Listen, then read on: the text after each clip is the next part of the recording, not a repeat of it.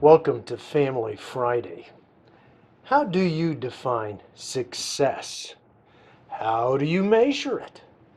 Are you currently successful, or is there an emptiness gnawing within you?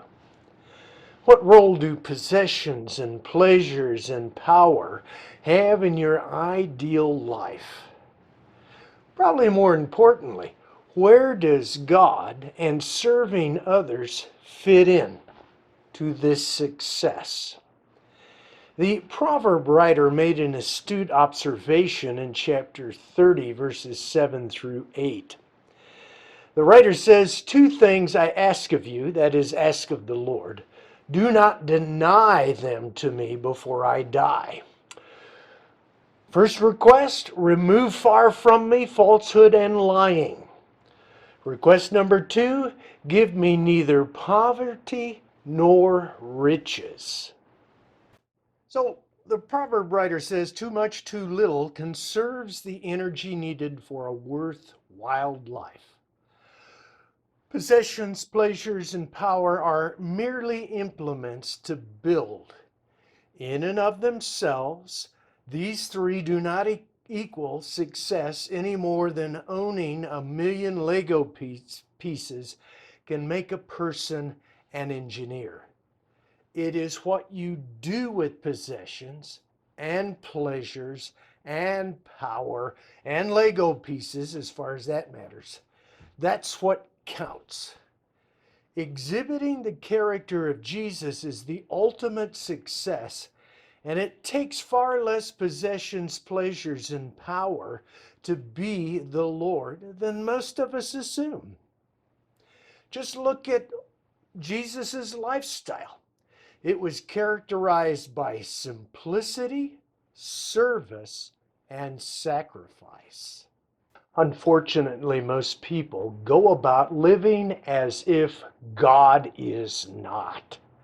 And Ephesians chapter 4, verses 17 through 19 describes such people as caught up in a darkened futility of ignorance, stubbornness, impurity, and greed. Such lifestyles and thinking patterns are the opposite of what Jesus proclaimed in the Beatitudes in particular.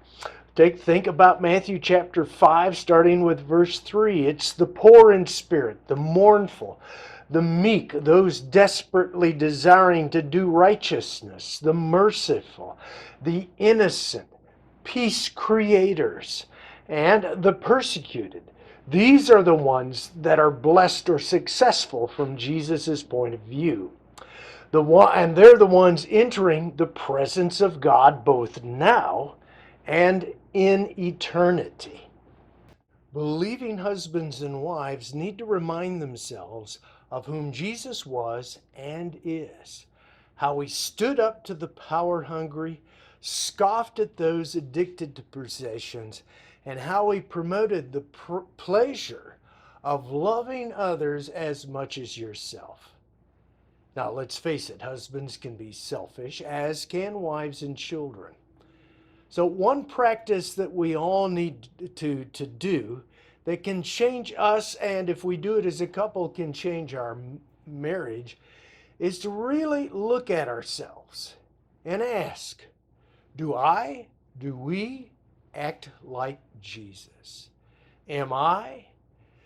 Are we kind to the poor and weak?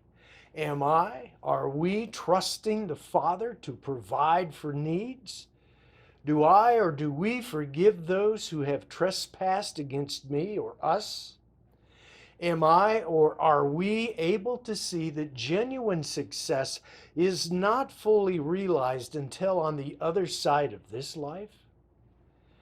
Until next time, identify the thoughts, words, and actions that you have that are at odds with what you know about Jesus.